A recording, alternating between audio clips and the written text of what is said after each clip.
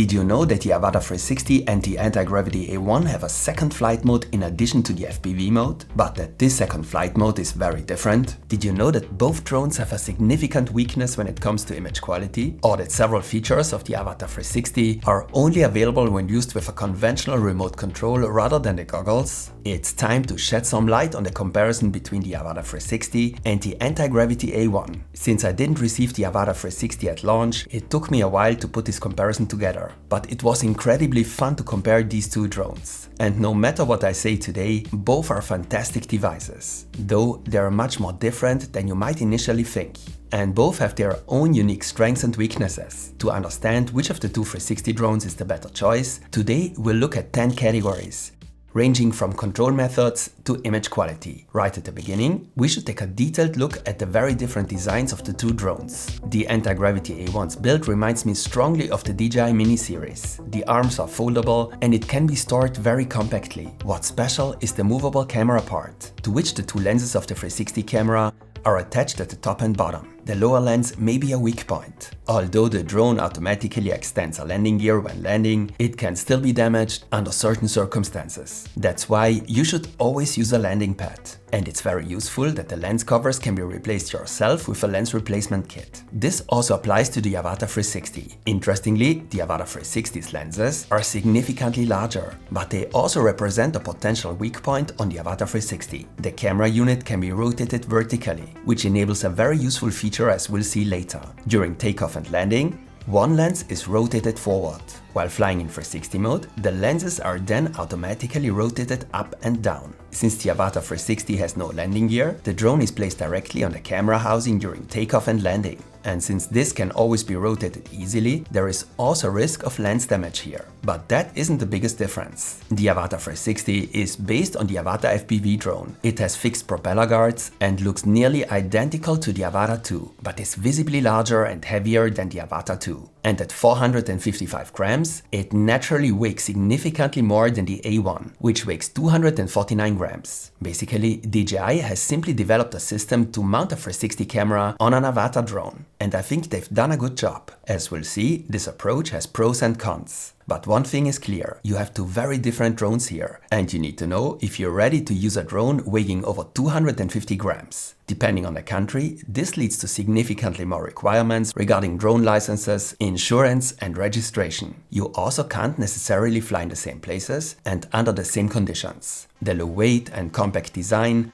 are certainly among the A1's greatest strengths in this comparison. On the other hand, the Avata 360 fits perfectly into the DJI ecosystem. You can fly it not only with the DJI FPV goggles, namely the goggles 3 and N3 and the motion controller, but also with the RC2 and RC N3 remote controllers. This means you can fly the Avata 360 just like a drone from the Mini or Mavic series and capture a quick 360 shot. Currently, this is not possible with the A1. The Antigravity A1 can currently only be flown with the vision goggles and the grip controller. This is a drawback, because sometimes it can be useful to quickly get the drone into the air, take a quick shot, and then land again. And that's easier to do with a conventional remote controller. And of course, most drone pilots already own a DJI remote controller, so they can save a bit of money when purchasing. But there's one thing you should know. While the Avata 360 is based on the Avata series, it's not a full-fledged FPV drone. It can be flown with the FPV remote controller, but not in manual mode. That means the really crazy FPV flight maneuvers aren't possible with the Avata 360. Unlike the Avata 360, which was adapted to the Avata drone and seamlessly integrated into the DJI ecosystem, the A1 was developed from the ground up as a 360 drone. Every aspect of this drone was designed and engineered to maximize the strengths of the 360 camera and deliver the most immersive experience possible. And you can really tell that in the flight experience. The A1 features two very different flight modes. In free motion mode, which is the default flight mode, you control the drone using this navigation dot. You can move it like a mouse pointer using the grip controller to set the flight direction. As soon as you accelerate, the drone flies exactly where the navigation dot is pointing. This free motion mode has two advantages. It offers extremely intuitive and simple controls. Even the most inexperienced pilot will get the hang of it immediately. And you can fly to specific targets very precisely and easily. Then there's an FPV mode, where the A1 flies exactly like the Avata 360. You now move the controller sideways to fly in a direction. In simple terms, You control the drone just as you would control a jet with a joystick. That's also a lot of fun. No matter which flight mode you're in, with the A1 you can look around freely at any time, regardless of which direction you're flying. Of course, this is also possible on the Avata 360, but you have to enable this so-called head tracking on the Avata 360 to do so. In the default settings, the Avata 360 flies exactly like the Avata 2, with the view fixed straight ahead. On the other hand, I'd say that the Avata 360's controls feel a bit more direct than the A1's in FPV mode. The motors just feel more powerful. The Avata 360 also has a sort of second flight mode. When you set a gimbal mode to follow, the Avata 360 flies just like a drone from the Mini or Mavic series, meaning the image doesn't tilt to the side. Nothing changes in terms of control. Both drones have a normal flight mode and a sport mode. The A1 also has a cine mode for slow cinematic flight maneuvers. This is only available on the Avata 360 if you use a conventional remote controller. On the A1, everything is designed for flying fun and the actual experience of flying. For an even more fun experience, you can display different aircraft. There's a dragon to fly over the mountains like in Game of Thrones, or a broomstick in the style of Harry Potter, but of course also an airplane or a spaceship. Since the last update, the aircraft can also be displayed in third-person view.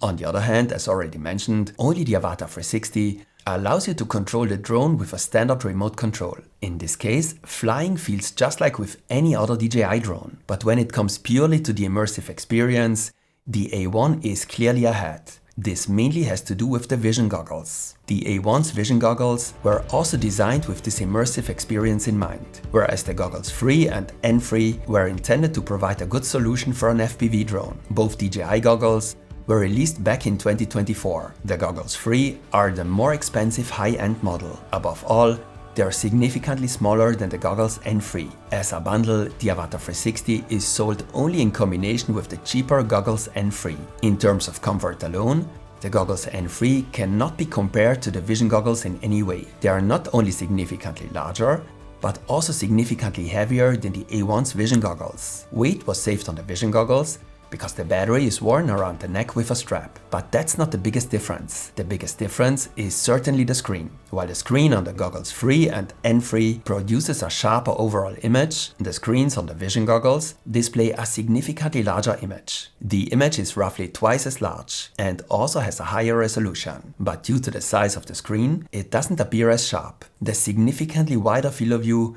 enhances the immersive effect while flying, and is an important part of the experience. In addition, the vision goggles on the A1 have an extra screen on the front that displays the camera's image, allowing others to join the flight and see exactly what the pilot is seeing. I've flown both drones in the mountains at altitudes over 3000 meters. And yes, I also agree that the DJI goggles have a slightly longer transmission range. The signal is lost a bit sooner with the A1, but the difference compared to the DJI goggles is nowhere near as big as is often discussed. With the A1, it's especially important that you turn your body toward the drone, which significantly improves connection quality. The signal is also mainly lost when the line of sight to the drone is blocked, for example by a rock. And as you know, the drone should actually always be flown within visual range. For a truly significantly greater range, you need to fly the Avata 360 with a remote. Only then does the difference really become clear. There are several other differences between the goggles. For instance, unlike the goggles 3 and the vision goggles, the goggles N3 do not have a see-through option, and diopter adjustments are not possible. You have to wear the goggles over your glasses. But the most important difference is certainly the significantly larger screen of the vision goggles, which offers a much wider field of view. At 1/1.1 inches,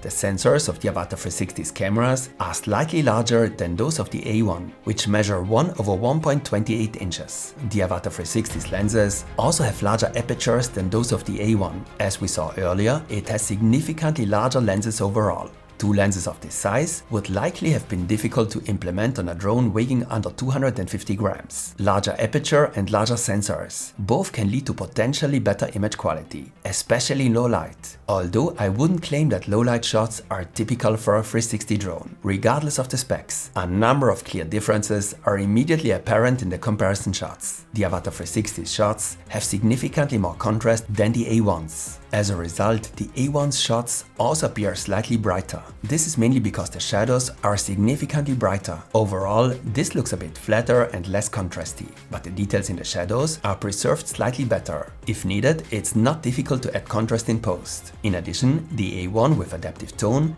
has a color profile that offers good dynamic range while also providing high contrast. Here you can see a comparison with a shot from the A1 using adaptive tone. Apart from that, you can also see that the A1's shot has slightly more saturation and the colors are a bit closer to reality. This is especially true for the green tones. The Avata 360 produces more cinematic colors. The shots here were taken in the spring, but the green in the Avata 360's shots is strongly tinted toward orange. While this looks cinematic and isn't bad, it doesn't quite match reality. The A1's footage looks slightly sharper and has more detail, which you can clearly see here in the magnification. And this is despite the fact that the A1's field of view is noticeably wider. However, both shots look very good to me and I'm having a hard time picking a clear winner at first glance. If you prefer more contrast, you can simply shoot with adaptive tone on the A1. But both drones have a weakness when it comes to image quality. For me, the A1's biggest weakness are lens flares. These can be very noticeable on the A1, especially when the sun is low and shining into the frame from the front or the side.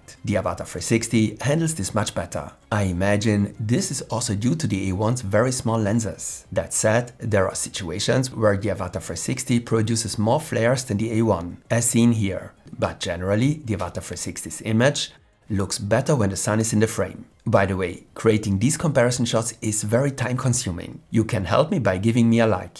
That helps with the algorithm and allows me to make more videos like this one. Most of these shots were reframed with D-Warp and exported at the highest possible bitrate. D-Warp makes sense because distortions are particularly noticeable in aerial shots. And you can tell that Antigravity has better control over distortions and the field of view settings. With Mega, there's not only a particularly wide preset field of view with reduced distortion. In the case of the field of view D-Warp used here, the image on the A1 is less distorted at the edges, which looks more natural overall. And it's precisely on the sides, that is left and right, that the Avata 360 has the biggest issue with image quality. While the A1's image is consistently sharp and detailed, the Avata 360's image looks very blurry and mushy at the edges. You can see this clearly here in the enlarged image. One might initially suspect compression artifacts, but the problem mainly occurs at the edges and at medium distances. I get the impression it's worse on the right than on the left, which is quite strange. It's hard for me to say exactly why that is. As I said, it looks very much like compression issues. But the Avata 360 has one major advantage. While the A1 offers the adaptive tone color profile for higher contrast shots, only the Avata 360 can shoot in 10-bit lock, specifically in D-Log M. This is particularly advantageous if you want to color grade the footage. Personally, I rarely do this with 360 footage, but I can understand if that's different for you. It's especially useful for professional shots that need to be color matched with other footage. In addition to video recording, both drones can also take 360 photos. The Avata 360 can even take photos at up to 120 megapixels, while the A1 can take photos at up to 55 megapixels. Only the A1 with the latest update can also capture 360 time-lapse recordings, which can also lead to interesting results. However, only the Avata 360 can shoot in 8K at up to 60 frames per second, enabling 8K slow-motion recording at up to 40%. On the other hand, only the A1 can capture true slow-motion recordings at up to 100 frames per second, albeit only in 4K. Nevertheless, I see an advantage for the Avata 360 in terms of recording settings and modes. This is because only the Avata 360 features a single lens mode, which allows you to capture flat, non-360 footage. So just like with a conventional FPV drone, you can capture quick 4K shots that you don't need to reframe. I specifically say FPV drone because the single lens mode is only available in FPV flight mode and not in follow mode. This means not all conventional drone shots are possible with it. And it is not always possible to keep the horizon perfectly level. Nevertheless, the single lens mode is certainly one of the Avata 360's standout strengths in this comparison. What about flight characteristics? The A1 offers a maximum flight time of 24 minutes with the standard battery, while the Avata 360 lasts 23 minutes. However, only the A1 offers higher capacity batteries with a runtime of up to 39 minutes. This means that the A1 potentially allows for a significantly longer flight time. In sport mode, the A1 can fly at speeds of up to 16 meters per second, while the Avata 360 can reach up to 18 meters per second. In my opinion, you can tell while flying that the Avata 360 has the more powerful motors. I also felt that it accelerates better and responds more directly in FPV mode. Both drones officially have a wind resistance rating of up to 10.7 meters per second. In practice, the A1 feels slightly more stable due to the Avata 360's design. However, this makes no difference to the footage, as the image is excellently stabilized electronically. Both drones feature complete 360-degree obstacle avoidance. While both only have sensors on the front and bottom, the 360 cameras handle obstacle avoidance on the sides and rear. It should be noted, however, that the Antigravity A1 cannot fly backward, which is usually not necessary anyway, due to the ability to capture 360 footage. Both drones have internal storage. The A1 has 20 GB and the Avata 360 has 42 GB. In terms of specs alone, they are very evenly matched, but the Avata 360 has a clear disadvantage in this comparison, one that stood out to me negatively several times during my testing. It is extremely loud. Let's listen to how the two drones sound in a direct comparison.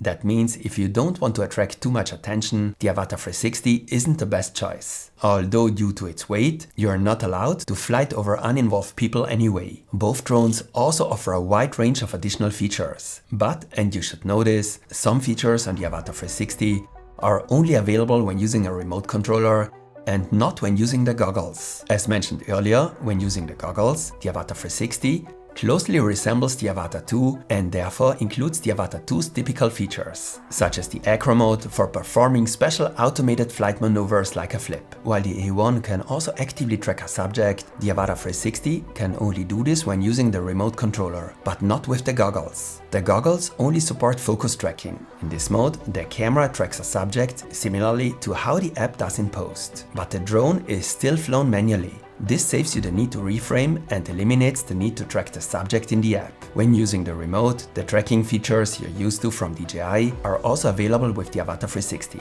Both drones also feature intelligent flight modes where the drone flies predefined flight maneuvers. For whatever reason, however, these flight modes on the Avata 360 are only available when using the remote, and only the A1 allows you to save your own flight path, where the drone flies to predefined waypoints. Thanks to a recent update, these waypoints can even be marked with coins or diamonds, which gives the whole experience an even more playful feel. And only the A1 also supports voice control. FPV mode. This means you can start recording or switch flight modes using voice commands. This can be very useful, especially when using the goggles. Since these are 360 drones, the apps are also extremely important. After all, you still have to edit and reframe all your 360 recordings. This can be done using a desktop app and a smartphone app. And with both apps, I see advantages for the A1. I particularly prefer the Antigravity smartphone app. It offers numerous reframing options and has now also received an improved auto-edit feature specifically adapted for aerial footage. Antigravity simply has the advantage here that the apps are identical to the Insta360 apps, so there was no need to create new apps. They were therefore able to build on Insta360's years of experience. But DJI has caught up since the release of the Osmo 360, and the two DJI apps have gained new features and have improved significantly. Nevertheless, I still clearly prefer the Insta360 apps, that is the Antigravity apps, when it comes to reframing 360 shots. As you can see, there are quite a few differences between the two drones, and both have their own unique strengths. The A1's major strength lies in its lighter weight, so you can fly it without a drone license and without major restrictions. It has the clearly better goggles and offers a more immersive experience. The Avata 360, on the other hand, can also be flown with a remote and integrates perfectly into the DJI ecosystem. It also has a single lens mode when needed, which allows for quick flat recordings. And it's cheaper. In theory, it's available starting at $479 without a remote or goggles. For those who, like me, already own the latest DJI goggles and the remote, this is a very good deal. But unfortunately, that's only in theory, because this version doesn't seem to be available anywhere in practice right now. The bundle with the N3 goggles, DJI's more affordable goggles, costs $979. The A1 is currently on sale and discounted by 20%. It costs $1,280 with the Vision goggles, though I'd recommend a version with multiple batteries. You'll find links to both drones below in the description, and if you use the link for the A1, you'll receive an exclusive landing pad and a double lens replacement kit worth nearly $100 as a free gift. So which of these two drones would I buy? For me, the decision is relatively clear and simple. If you have a drone license and are already invested in the DJI ecosystem, meaning you already own DJI goggles, then I'd go for the Avata 360, and if possible, pick the cheapest version if you can find it. If that's not the case, however, I'd prefer the A1. It's more expensive, but it offers a much more immersive experience, better goggles, and most importantly, you don't need a license and face fewer restrictions in most countries. Don't forget to give me a like as feedback if you found the video interesting. If you want to know more about the A1, you can check out my detailed beginner's tutorial on the A1. There will be more videos coming on the Antigravity A1 and the Avata 360. So stay tuned and see you next time.